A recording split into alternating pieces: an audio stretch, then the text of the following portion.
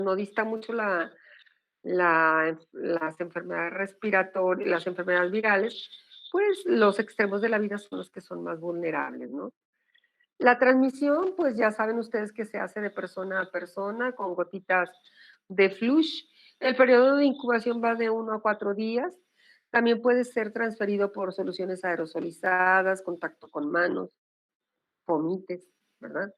Y ya decíamos nosotros que, por ejemplo, lo podemos sembrar en las mucosas.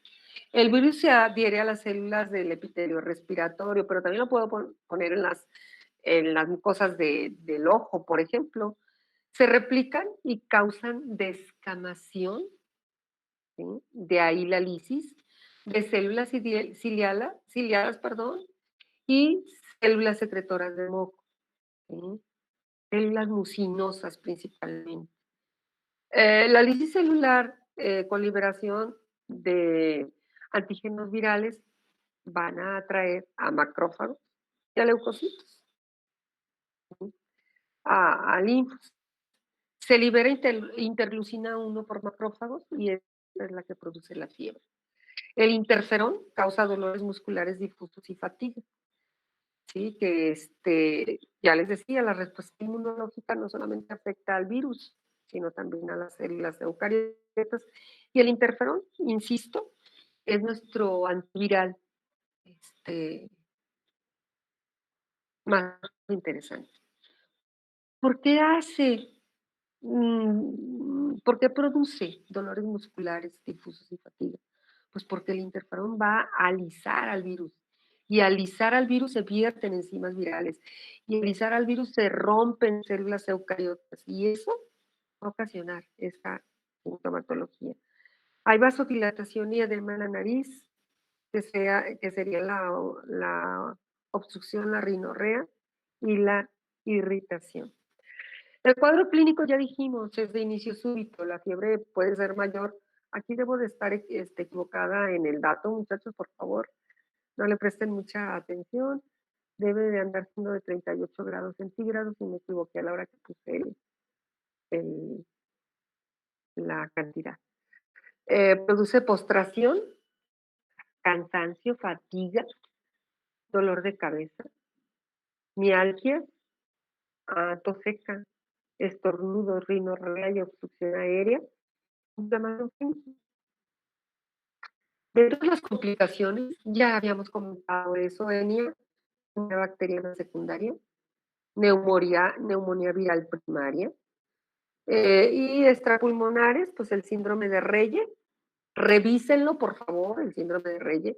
Ya hemos hablado de él, pero revísenlo para no estarlo yo repitiendo. Encefalitis y miositis, que serían quizás lo más grave de este virus. Sí causa problemas muy importantes, pero insisto, en pacientes inmunocomprometidos o inmunosupresos.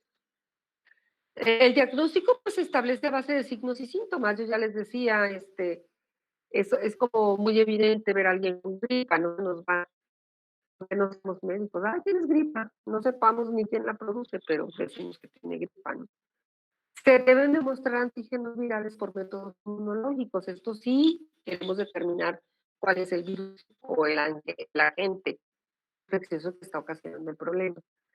La presencia de anticuerpos específicos solo tiene si es 4 veces mayor al estado basal y demostrado en individuos sanos, es decir, tener una basal y a partir de ahí cuantificar los de alguien con el proceso infeccioso.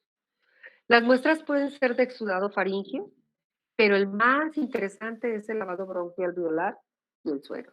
Es el más evidente en estos casos.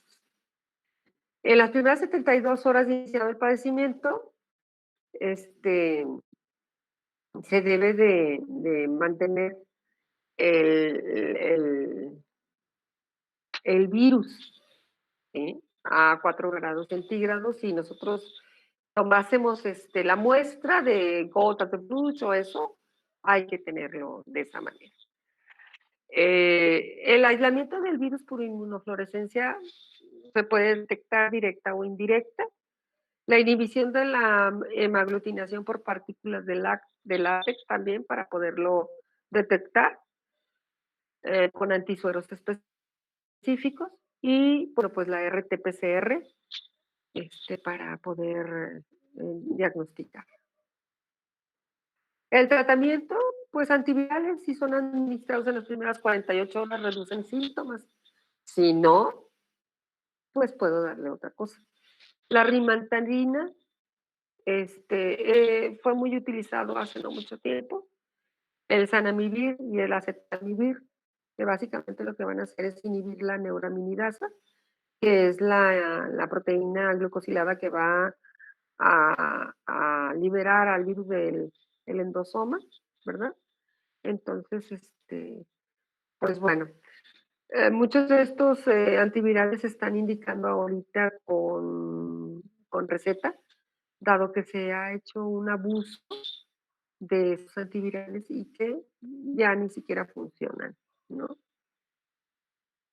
Dentro de la profilaxis, importantísimo el lavado de manos, ya lo comentábamos ahora que tenemos coronavirus, muchachos, no es el coronavirus, que nos ha impactado mucho, es decir, tiene que lavarse las carajo con todos, y no solamente con virus, con bacterias también, y no solo con bacterias, con parásitos, y con hongos, y con sudor, y con mugre, tenemos que hacerlo.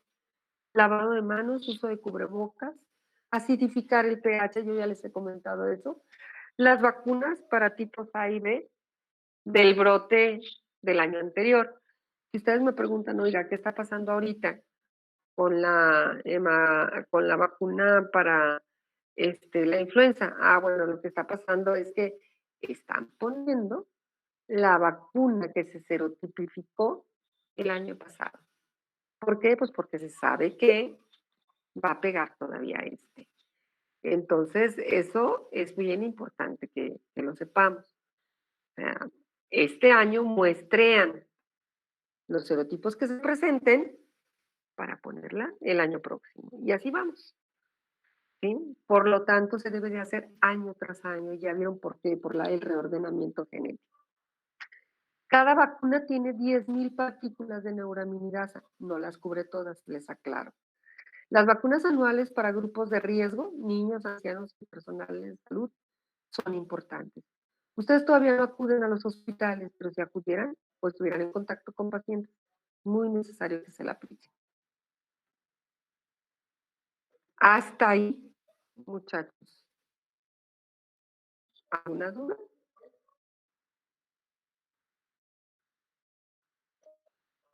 ¿Está claro? Sí, doctora. Ok. Sí, Doc. Para, man. No, yo dije, sí, está Ah, claro, ok, doctor. Jerry. Muchas gracias. Más o menos así tendrán que ser sus presentaciones. Por favor, por lo menos con la mayoría de las cosas que estamos viendo.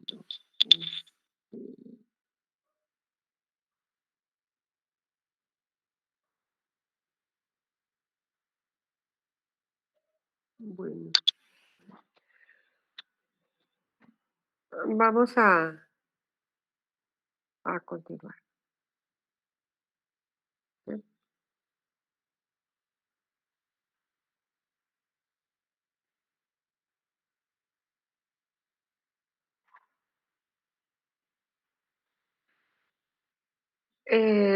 Vamos a ver los paramixovirus.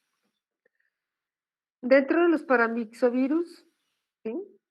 Vamos a tener los respirovirus, que es el virus de la parainfluenza 1 y 3, y el rubulavirus, que es el virus de la parotiditis y la parainfluenza 2, 4A y 4B.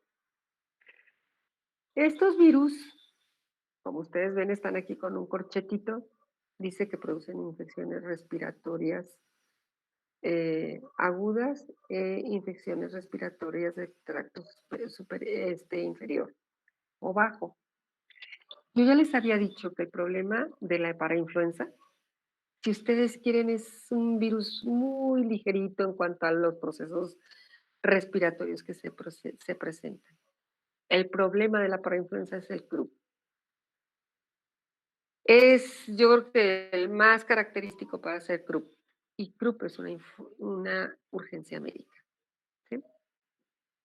Más o menos todos ellos. El virus de sarampión es un morbillivirus y el virus sincitial respiratorio es un neumovirus. Estos entran en la familia de los paramyxovirus. Tienen un periodo de incubación de 5 a 6 días aproximadamente. La vía de entrada, pues, es de persona a persona, igualito que el anterior, son respiratorios, no modifican muchas características. Entran por gotitas de flush o soluciones aerosolizadas, la utilización de pomites, pañuelos nasales, sobre todo, es lo más común. En la escuela, con nosotros, muy característico las plumas que se las prestan y se las meten a la boca y las muerden, no sé por qué. Las botellas de agua que se comparten, todo eso, bueno, pues va a favorecer la transmisión de estas enfermedades, ¿sí? Dentro de las características que vamos a tener, bueno, pues estoy hablando del parainfluenza, tienen un tamaño variable que va de 30 a 150 nanomicras. El genoma va a ser un genoma lineal de RNA monocatenario en sentido negativo, con simetría helicoidal, envuelto también, y sensibles a solventes orgánicos, a detergentes, calor, radiaciones UV, y bueno, replican en citoplasma. ¿Sí? Ahí lo van a tener envuelto. ¿Sí? Una envoltura glicoproteica y el genoma acá. Van a tener también su proteína de matriz, miren. ¿Sí? Van a tener una proteína F, que es una proteína de fusión. Son proteínas transmembranas. Las glucoproteínas de adherencia, que ya las vamos a ver ahorita. Bueno, ahí está otra vez el genoma viral, con su RNA polimerasa asociada al genoma viral. ¿Sí? Bueno. Las características bioquímicas, pues va a tener proteínas estructurales, una proteína mayor con actividad de hemaglutinina y neuraminidasa, que favorece la unión a células hospederas y obviamente la liberación una vez que ya está adherida a la célula hospedadora. La proteína F, que tiene una actividad de hemolicina y que también favorece, aparte de que la proteína mayor hace la unión, la proteína F va a hacer la fusión de las membranas. La proteína M es la proteína de matriz o hace la formación de la cubierta viral y obviamente del ensamblado del virión. Estamos hablando de las proteínas de la envoltura y el ensamblado del virión. Y la nucleoproteína, que esta va a hacer la síntesis o va a iniciar la síntesis de las proteínas de la nucleocápsida y también pues el ensamblado de la nucleocápsida. Entonces la M nada más de la cubierta. La proteína P y la proteína L, que la proteína L pues es una proteína de las más largas o de las más grandes que tiene el virus. La P va a actuar como polimerasa viral para la transcripción y la replicación del RNA. Bueno, van a replicar en citoplasma y van a salir de la célula hospedera por gemación, que también es otra diferencia con el virus de la influenza. Se adhiere a la célula por la proteína NH, que es una proteína que tiene acción de neuraminidasa y de hemaglutinina. Se fusiona obviamente por la proteína F, que lo que va a requerir es un pH neutro del entorno celular. Este no entra por endosomas. Sin embargo, fíjense, déjenme decirles algo muy interesante. Una vez que el virus entra, el pH cambia. ¿Sí? Bueno, de hecho aquí está, miren, aquí está, es un pH neutro. De ahí que vuelvo a insistir, cuando nosotros acidificamos el pH, la capacidad del virus o de los virus para entrar, sobre todo respiratorios, se va a dificultar. ¿Por qué? Porque los virus para poder liberar el genoma viral requieren un pH neutro, no ácido. El RNA se sintetiza en citoplasma por polimerasas virales. Las glicoproteínas se sintetizan en retículo endoplásmico rugoso. Las proteínas de la cápsida, la NP y la transcriptasa, en polisomas que van a estar sueltos ahí, polisomas libres en el citoplasma. Que de hecho van a ser bien importantes para hacer la revisión posttraduccional. En cuanto a la epidemiología, pues producen infecciones localizadas en vías respiratorias con extrema frecuencia. Son los virus que infectan más precozmente al recién nacido y al lactante. De ahí que yo les comentaba que va a ocasionar la urgencia que es el CRUP. Básicamente es eso. Fíjense algo que es bien interesante. Para cuando la respuesta se produce, la respuesta inmune se produce por IgA, es muy poco efectiva. De hecho, va a ser más celular que humoral la respuesta. La inmunidad, por supuesto, depende de la IgA, que no es muy importante y desaparece pronto. Esa IgA es transferida por la madre al feto. Sí, pues al feto y al bebé cuando se está lactando. En la leche materna, sobre todo en el calostro, hay una gran cantidad de IgA secretora, pero no crean, es para los primeros 6 meses de vida, después reduce la cantidad de IgA circulante y entonces es porque ya se activa la inmunidad adaptativa. Pero si nosotros tenemos una condición de este tipo en un lactante entre los primeros 6 meses de vida, sí vamos a tener problemas interesantes. Es muy común que haya reinfecciones frecuentes porque ninguno de estos virus, muchachos, deja inmunidad. Están fuertemente relacionados con la generación de CRUP o CRUP, ¿sí? Que eso es lo que yo les decía hace un ratito. ¿Qué es el CRUP? La laringotraqueobronquitis o laringotraqueitis. ¿Sí? El tipo 3 es el más frecuente para hacer incluso el CRUP. Es endémico, incrementa en la primavera. Y el 1 y 2 son epidémicos y son más frecuentes en otoño e invierno. Tienen ciclicidad estos virus. Se considera que 1 y 2 son bianuales. ¿Sí? La presentación de la inmunidad, pues es limitada, ya que las reinfecciones son comunes, hay producción de IgE, que IgE también es muy limitada porque IgE se eleva más en condiciones parasitarias que virales, pero bueno, tenemos IgE, que lo que nos va a dar van a ser condiciones de respuestas alérgicas.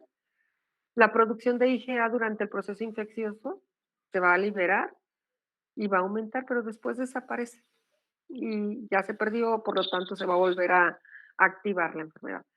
A pesar de los anticuerpos maternos, se presenta la infección. La replicación está limitada a aparato respiratorio y la viremia, hablando de que vaya a haber afectación de otros órganos, aparatos y sistemas, no, salvo que baje un poquito la infección hacia bronquios y tráquea. Incluso, fíjense que para influenza hace un signo que se llama el signo de la torre, que es muy característico. Es por la obstrucción de la tráquea y que se ve en, o también se le llama signo del campanario, que se ve en radiografía. Bueno, dentro de las patologías que va a producir para influenza, resfriado común, laringotraqueobronquitis o laringotraqueitis. La neumonía viral y bronquitis por los virus tipo 3. La gravedad depende de qué? Pues de la edad del paciente, de la susceptibilidad, del estado inmunológico, de la hiperreactividad del epitelio respiratorio. Hay pacientes, y ahorita se los voy a comentar con calma ya que terminemos esto. Los signos y síntomas, pues va a haber rinitis, faringitis, fiebre, bronquitis. Virus 1, 2 y 3 producen enfermedad grave, son febriles. El virus 3 es grave en menores de 6 meses. El virus 4 es más leve el proceso. Y una de las complicaciones importantes es la otitis media aguda, ¿sí? Que la vamos a ver con alguna frecuencia en estos chiquitos. Por la modificación también de la trompa de Eustaquio, la ausencia de senos paranasales, etcétera. Dentro del diagnóstico, pues hacer un exudado de células nasofaringias esfoliadas, la inmunofluorescencia directa o indirecta, líquido obtenido del lavado bronquialveolar, que insisto, son de los más exactos, la ELISA para hacer las ondas para ácidos nucleicos y IgM específica. El tratamiento, pues podemos dar algún antiviral como la ribavirina. La profilaxis, pues ya saben, el aislamiento del paciente, nada de que si ya se me enfermó y tengo 4 chiquitos ahí, pues los meto a los 4 para que los 4 se enfermen. No, error total, porque no sabemos si uno de esos 3 o de esos 4 que estamos metiendo, uno traiga inmunosupresión y que entonces sí me haga un proceso más agudo. La restricción, obviamente, de visitantes. No puede salir el niño y no puede entrar nadie más a verlo, más que mamá y quien lo atiende. Lavado enérgico de manos y uso de cubrebocas. Ya. Doctora, perdón, ¿le podría regresar una antes al diagnóstico para tomar?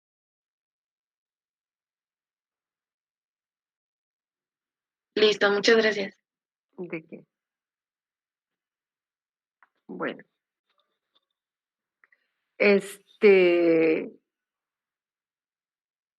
Yo les decía que es bien importante que nosotros seamos sensibles a todas estas medidas preventivas.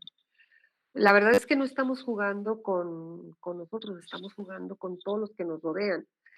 Y yo siempre digo, en la medida en que nosotros hacemos conciencia, en la medida que nosotros atendemos a las necesidades personales y en consecuencia lo hacemos para las demás, funcionamos bien. Hay algo, muchachos, que quiero comentarles que se llama inmunidad en rebaño o inmunidad en ganado. La inmunidad en rebaño o la inmunidad en ganado es cuando tengo un grupo de personas en las cuales, digamos que si tengo 10, 8 nos vacunamos y 2 deciden que no se van a vacunar. Pues yo quiero que ustedes sepan que el que los 8 se hayan vacunado van a afectar positivamente a los 2 que no se vacunaron. Porque esos 8 ya no van a ser transmisores de esa enfermedad. Por lo tanto, estarán protegiendo indirectamente a los 2 que no están vacunados. Es más difícil que 2 se contaminen a que hubiera 8 que pudieran contaminar o los 10 que pudieran contaminar. De ahí que en cuanto a la utilización de vacunas, cuando las existen, que no es el caso de la parainfluenza, pero cuando las podemos conseguir y las podemos utilizar, es prudente hacerlo. Cuando nosotros sabemos lo que podemos hacer para prevenir y no lo hacemos, es doblemente criminal. Porque yo, a pesar de que sé con qué puedo evitar esto, sigo sin hacerlo. Entonces ya no es por desconocimiento, es por omisión. De ahí que les insisto que ustedes si se pueden vacunar para la influenza, lo hagan. Y si pueden utilizar medicamentos para acidificar un poquito el epitelio respiratorio, lo hagan, porque es necesario, ¿sí? Eh, Sobre todo cuando ustedes están en contacto con chiquitos, que, insisto, o ancianitos, donde la vulnerabilidad de estos pacientes es pues sumamente importante, ¿no? Entonces, es interesante que lo hagan. ¿Dudas, muchachos? ¿Alguna pregunta de estos virus?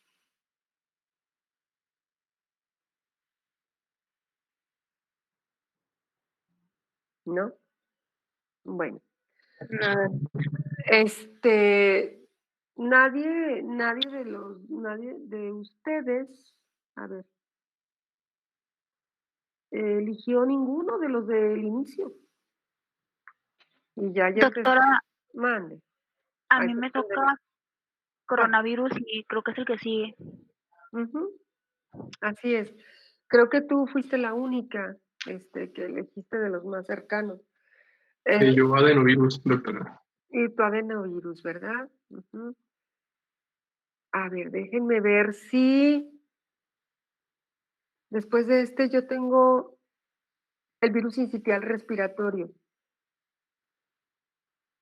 Hagan de cuenta que lo que yo hice, y digo, se me hizo como práctico, es hacer estos 4 virus de la influenza, parainfluenza, sincitial respiratorio, juntos, porque son muy similares. ¿Quieren? Podemos verlos de una vez y ya enseguidita ustedes. ¿Les parece? Sí, doctora. Ok, al fin que es, incluso si se fijaron, son 4 diapositivas o 5 las que me faltan, 4 creo, porque en realidad ya es lo que voy a hacer es una síntesis y una asociación, son muy similares. Bueno, déjenme ver. Ahí estaría. El virus sincitial respiratorio, que sería el último virus que yo les voy a hablar en cuanto a aparato respiratorio superior, es un paravixovirus de la familia de los neumovirus. Si se acuerdan, yo les presenté una diapositiva donde se los clasifiqué todos ellos. Tienen un genoma de RNA, que también eso es algo que comparten, lineal, monocatenario, en sentido negativo. Si se acuerdan, todos estos virus que hemos visto están en sentido negativo y son monocatenarios. De ahí que sí, también ustedes recuerdan, dijimos que para que sean infecciosos tienen que positivizarse, ¿verdad? Y para que eso suceda en este caso, pues también va a utilizar una RNA polimerasa. Tienen un virión esférico, en este caso, pleomórfico, que también lo comparte con el virus, con el parainfluenza, y van a tener una nucleocápside helicoidal, envuelto, no segmentado, y es uno de los virus pues que se considera hasta cierto punto por las kilobases que tiene, un poquito más grande, de 150 a 300 nanomicras, replica en citoplasma y se libera por gemación también. Hasta ahorita, el único que llevamos por la citólisis es el virus de la influenza. El virus sincitial respiratorio, pues es un agente etiológico importante de infecciones respiratorias en lactantes y en la primera infancia. Si yo como médico les tuviera que hacer la diferencia entre parainfluenza y sincitial respiratorio, les diría que parainfluenza va a ser la estrella del CRUP y sincitial respiratorio va a ir más hacia abajo, ¿sí? Va a ser incluso neumonías con cierta frecuencia. De ahí que se va a ir a pulmones fundamentalmente, y ya estamos hablando de vías respiratorias bajas, no solamente como focos neumónicos, sino también como una bronquiolitis, que es la bronquiolitis es lo que sería el asma en niños más grandes o en adultos. ¿Sí? O bien bronquitis, pero ya de bronquios respiratorios o bronquiolos secundarios. De ahí que si ustedes se fijan, va disminuyendo, va bajando en el árbol tráqueo bronquial. Esa sería una de las diferencias interesantes que ustedes pueden tener. También el sincitial respiratorio es más común en niños un poquito más grandecitos en cuanto al grupo etario. Si yo les digo que el parainfluenza se va a presentar en niños entre los 3 y los 9 meses, este se va a presentar en niños entre los 6 y los 12 meses, para que también eso les sirva. También puede ser el agente causal de laringotraqueobronquitis en menor frecuencia, porque si ya se los dije, la laringotraqueobronquitis es por parainfluenza, y es un cofactor de la exacerbación del asma. No es exclusivo de todos los respiratorios. Cuando hay un problema pulmonar de fondo, exacerban el problema.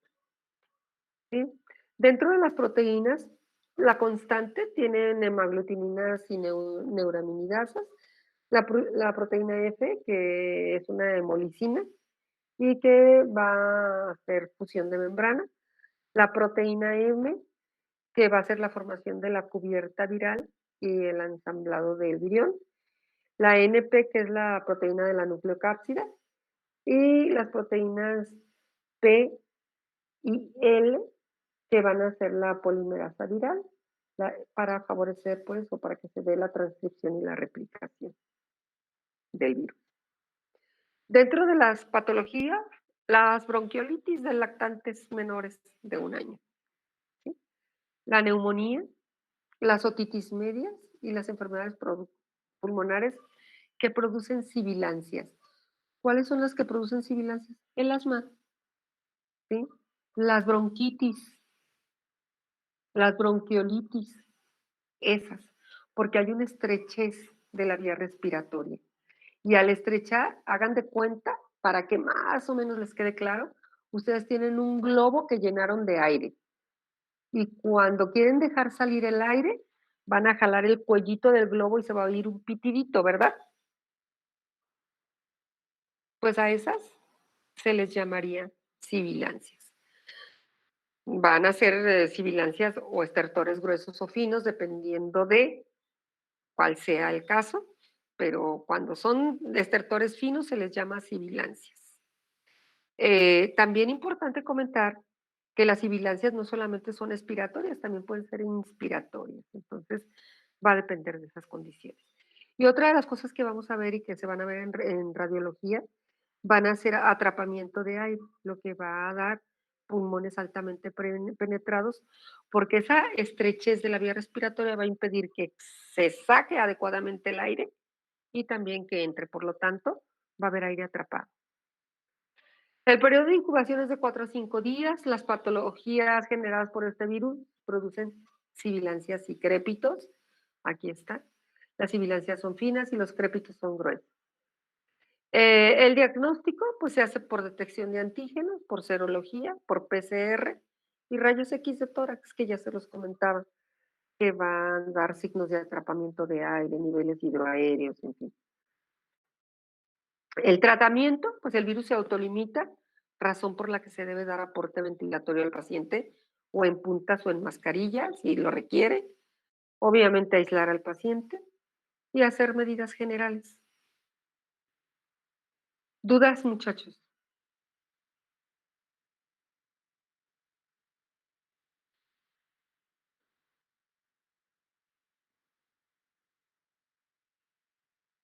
Por el momento no, Doc. Ok. Pues eso sería todo lo que me correspondía para hoy. Traté de hacer una presentación de más sintetizarla para que pudiera ser más fácil para ustedes y que pudiéramos abarcar más virus, porque la verdad es que ya saben ustedes que los tiempos en micro nos comen, pero pues ahí está.